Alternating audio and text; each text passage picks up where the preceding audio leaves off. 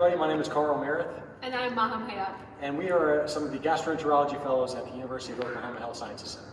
On behalf of everyone in our department, I would want to welcome you and thank you for joining us on a tour of our facility. We're currently in the Andrews Academic Tower where our academic offices are housed.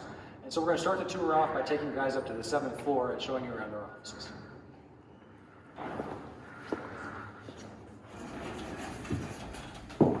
Okay guys, so we're going to pause here and take an opportunity to tell you a little bit about our campus. One thing we really appreciate about our campus is that all of our clinical responsibilities are in one place between several different clinic and hospital buildings. And all of these buildings are actually connected through a sky bridge so that when the weather's nasty or it's really hot outside, you're covered. That's right. And just to show you how close the buildings are, the one brown building closest to us is our outpatient clinic. Beyond that is the main hospital. And right next to it is the new adult tower. Here on my left side, we have the Children's Hospital. And right at the back of it is the VA. Now let's go look at our GI department suite. So right now we're in the GI Fellows office. This space serves as an area where we can study, perform some research, or even make private calls to our patients. And important to point out that we have access to hard copies and online access to Schlesinger and Fortran, as well as the DDCEP question bank. And we also have $1,300 a year available for traveling to different conferences, with more funds available if you have an accepted abstract.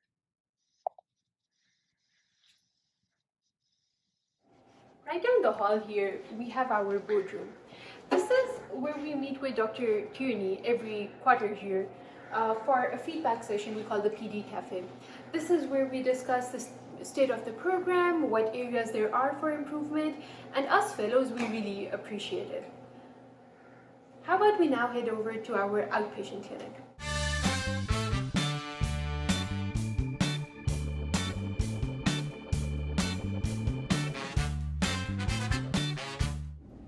So this is one of our standard clinic rooms. We have a half day of continuity clinic over on the OU side here once a week, in addition to a half day of continuity clinic at the VA once a week. So from here, we're going to take you guys over to the adult tower to see our endoscopy suites.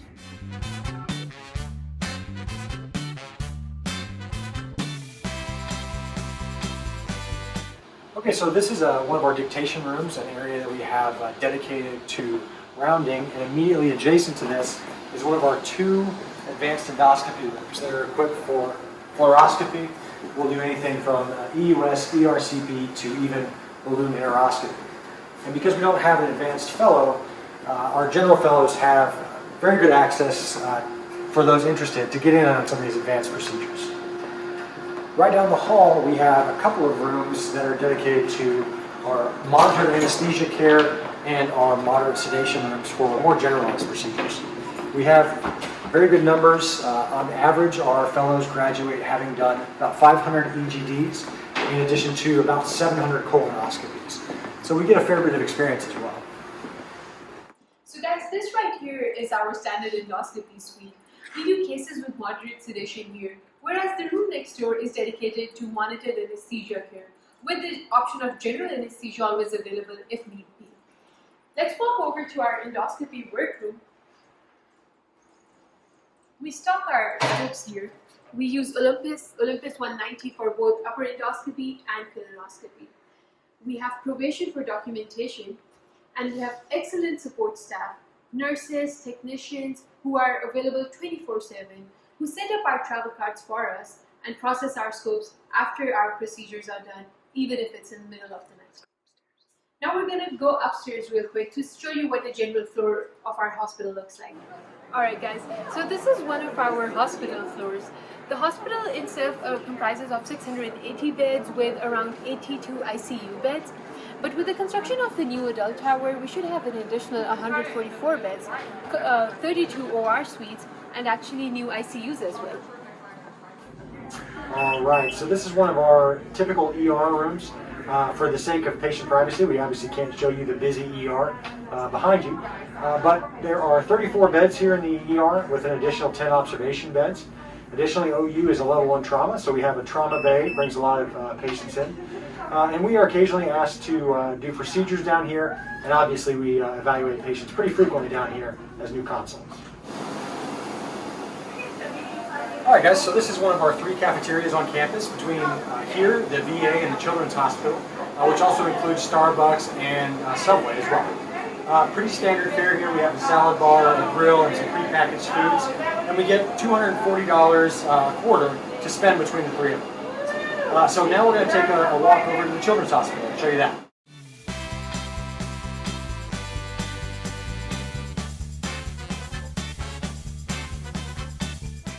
Okay, and for the second to last stop on our tour, this is the Children's Hospital. We are sometimes called upon to help our colleagues out in pediatric GI with interventions on some of their patients, as well as to evaluate patients in the high-risk OB department. We're also here every Wednesday from 3 to 5 for our conferences.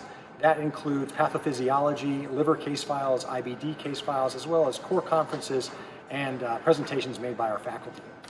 And then so for the last part of our tour, we're going to take you guys over to our simulation center.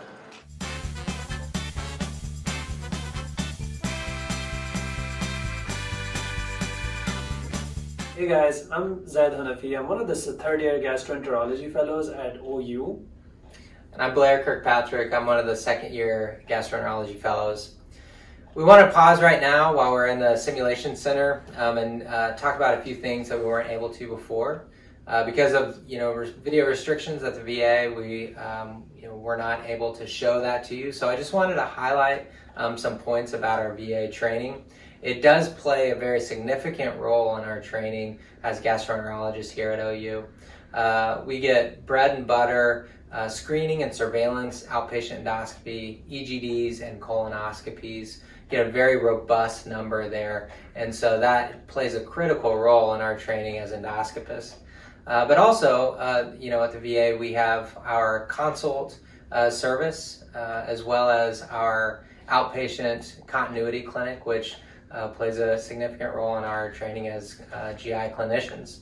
We have a robust IBD population as well as a dedicated hepatology clinic. And for those of you that are interested in hepatology, you are able to make that clinic part of your continuity at the VA. Right, and then I would like to touch upon our call schedule for the fellows here. So we're basically a class of 8 fellows. So the way it works is that we have our consult fellows on from 7 a.m. in the morning to 5 p.m. And then there's a weekday call fellow who takes over from 5 p.m. to 7 a.m. This is a call from home, so you're answering pages from home unless there's an emergency that you have to come in for. That's Monday to Thursday. And then there's a fellow who's covering Friday 5 p.m. to Monday 7 a.m. And that call will happen every 8th weekend, which I felt was a pretty major change from residency, having 7 weekends off. Guys, now let's go in and check out the endoscopy simulator. Come on! Oh, hey!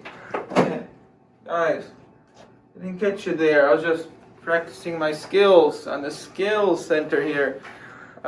Yeah, welcome. So come on in. I'll show you here. We have our sim center, and it's a really useful tool that us fellows like to use. I'm Vince Petros. Nice to meet you all. One of the third years here. And one of the nice resources we have here is our GI mentor and simulator that we love putting into use. I remember when I was a first year, and my first day was at actually endoscopy. I had never touched a scope in my life, and I was pretty panicked and anxious. But fortunately, I actually went through all the modules through this simulator, and it's about 20 hours worth of introductory and fundamentals to endoscopy.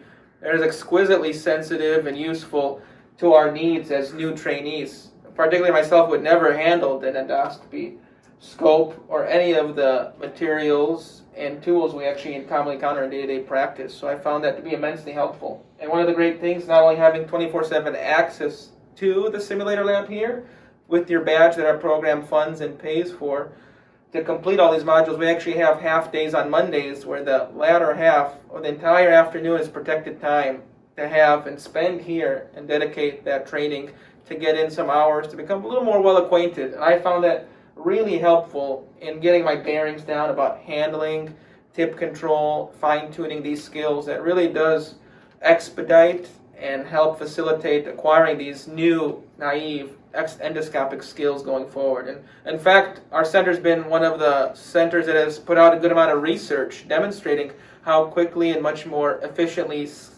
that trainees acquire these skills with the assistance of the simulator. So that's a really useful tool and adjunct to one of your training skills that you would acquire as a trainee here. So I think that's quite a valuable asset. So I hope you guys would consider that going forward and what we can offer with that.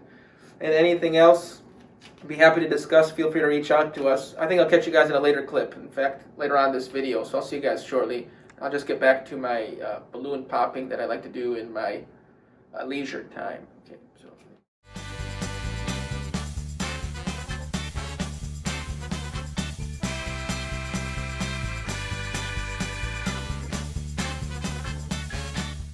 So to wrap up, Vince and I just wanted to kind of, these are challenging times in the COVID pandemic, and I know it's going to be even more difficult than previous years because you haven't been able to visit places.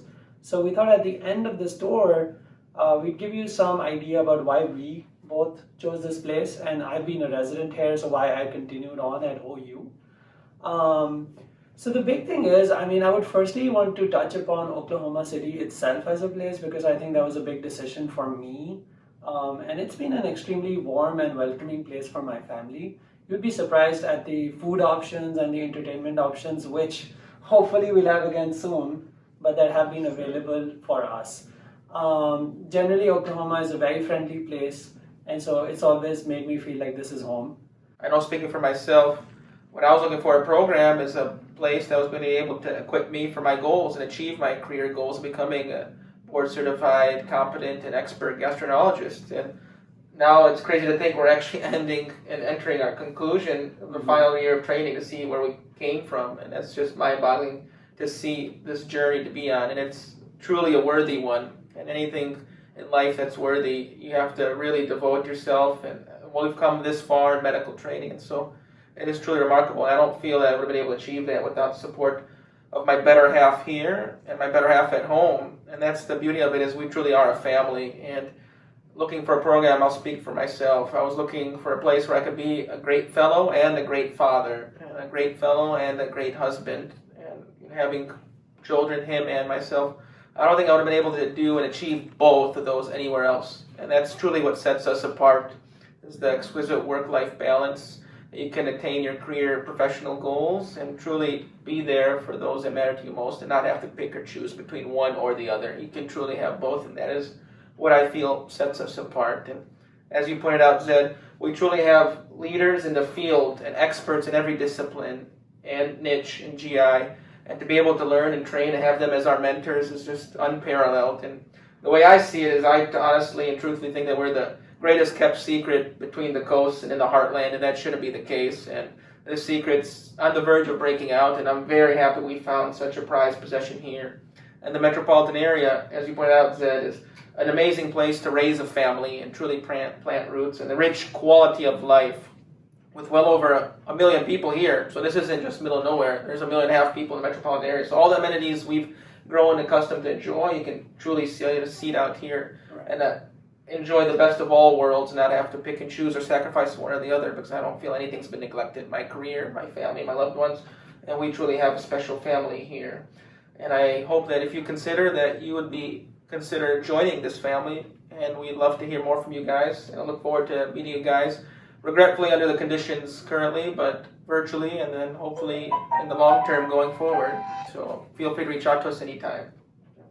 Yeah, I think if it was pre-pandemic, then Vince and I would have done a hug to end this conversation. Yes. But I think the biggest we would have made it far more awkward, I think. Yeah, we've always been there for each other, and I think that's the big thing about all the fellows, is if anyone needs any personal time or needs any additional help, then everyone's always been there, and that's the big thing I would like to outline. And we look forward to resuming what we had pre-pandemic, and we'll get to the other side of this safely. Okay. See you guys soon.